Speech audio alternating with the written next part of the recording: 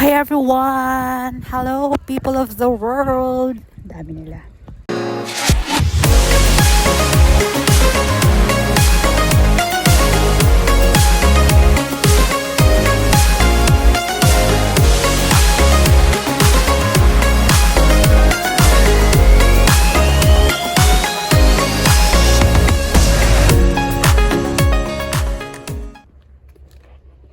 Hi, good morning.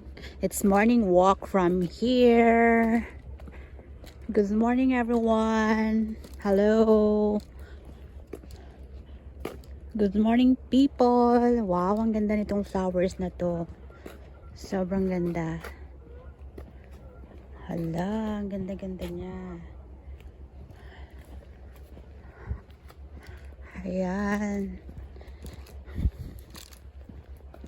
Exercise muna tayo para hindi... Ayan guys. Galaw-galaw.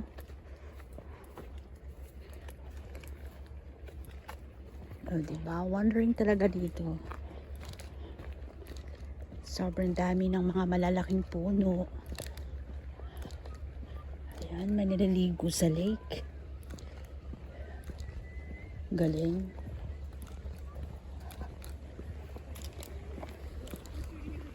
Ayan, tignan mo sila.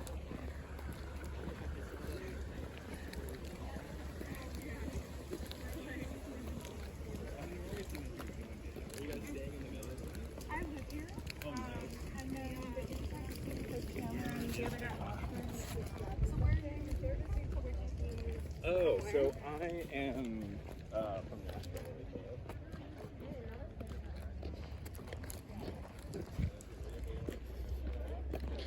Ayan. Kakaibang park ulit to. Diyan, yung bundok. Sobrang ganda. Ayan. Pwede ka munang magstay dito. Stay lang. Chill. Ayan, tingnan mo yung bundok. Meron pang snow dun sa taas. Galing. Ayan, guys.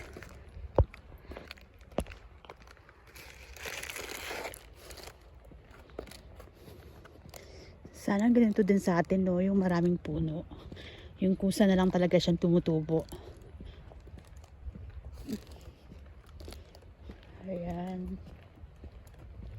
Ang daming nagka-camp. Bilib talaga ako dito.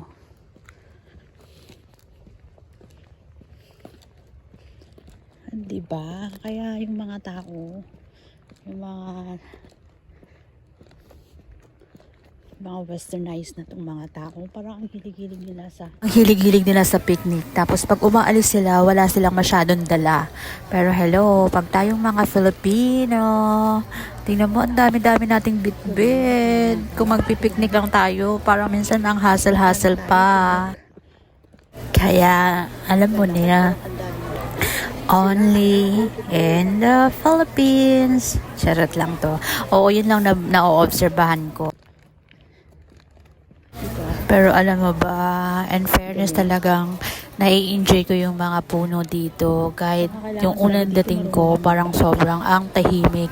At saka parang ang lungkot. Parang hello. The meadow views from Meadow Park. Mount Cook, Mount Worth, Armchair Glacier. Tignan mo yan, oh, 'di ba? Wedge Mountain, Great Blue Heron. Wow, ang ganda. Yan siya. Si Isabel McLaurin, an accomplished artist, Isabel McLaurin.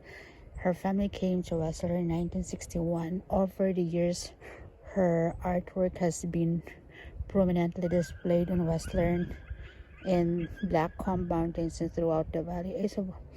Isabel's vivacious spirit and sense of fun and adventure have undoubtedly helped shape Whistler's culture. Isabel and her husband Don were named Whistler's Great Citizens in the year 1992. Wow, ang galing. Oh, River of Golden Dreams pala ang tawag dyan. Ayan, oh. River of Golden Dreams. Galing. Tingnan mo yan, oh. Talaga, yun sa dulo. Ayan. Nakikita mo talaga siya na may snow pa. Pero mainit pero bakit ganun?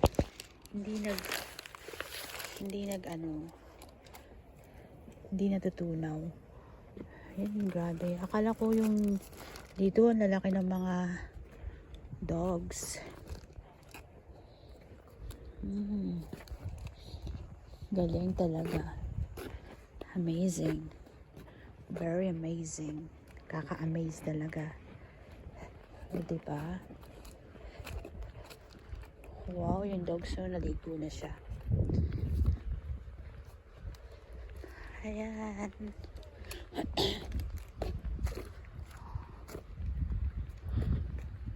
Huwag muna tayong umuwi. Ayan guys, huwag muna tayong umuwi. Dito muna tayo.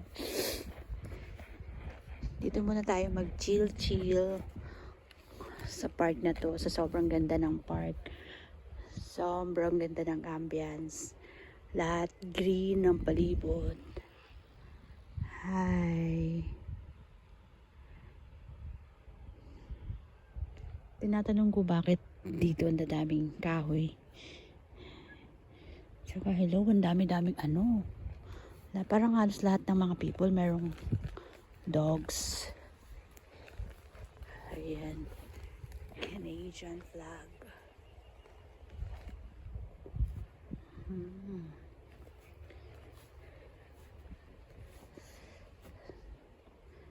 Golden River ang tawag pala dyan. Yan, eto nagsiset sila ng tent nila para dito lang sila magstay. Galing din. Para dito sila magstay for the whole day. Kaya pag dito sila, alam mo yung dun sa kabilang side, puro mga nag-hikers. Puro sila lahat kailangan talaga marunong ka kailangan marunong ka talagang basta kailangan sports minded ka talaga pag dito ka pala, no? Ayan.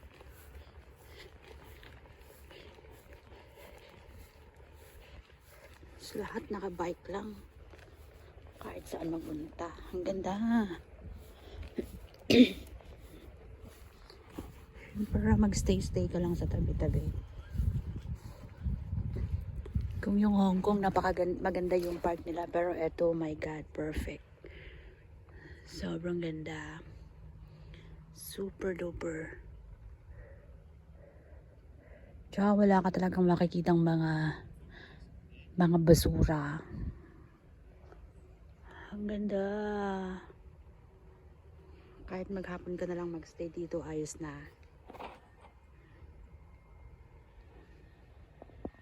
Tapos chill ka lang. Ganyan.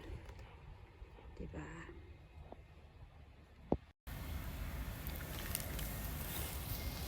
Dahil nagutom ako, eto, at kakain muna tayo. Ay, ang sarap-sarap. I'm done. Ayan.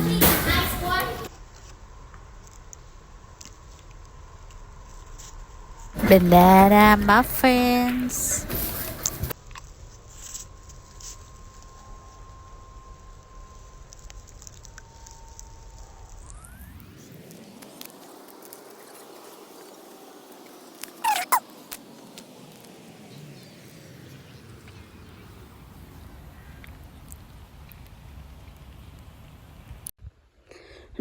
Pears live here, meat or plant either. Pears are classified to omnivores, which means they eat meat and plants. However, most of their diet consists of plants and berries. They feed constantly during the spring, summer, and especially during fall to gain the weight they need to survive winter. Oh, talaga. Okay, nakakatakot pala. Ito yung mga niya. Horsetail, spring food, skunk cabbage, Parsifal catkins. Look around, do you see any of these natural beer foods? Salmon berries, nakita ko to. Black Huckleberry Mountain Ash.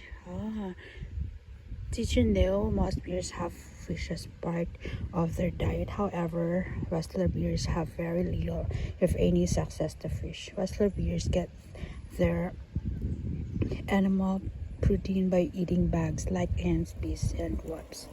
Okay. Whistler's bears can drink where bears live together.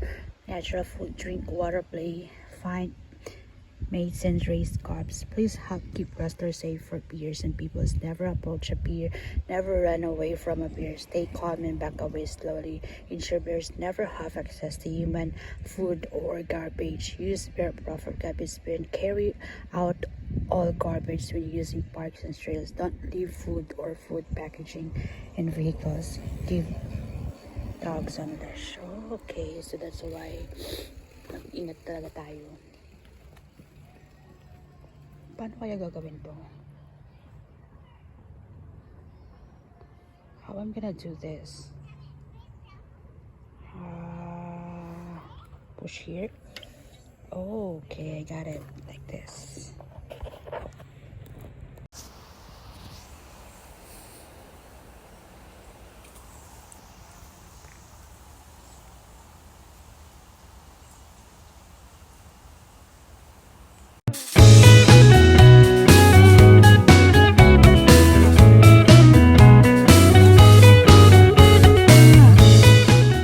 Thank you for watching, guys. Thank you for supporting me.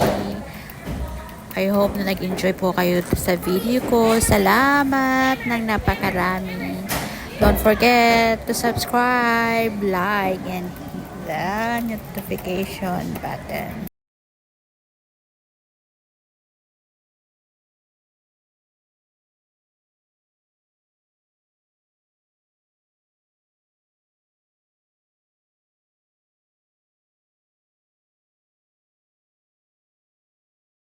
Guys, thank you for watching. Thank you for supporting my videos. Thank you so much. See you again to my next vlog.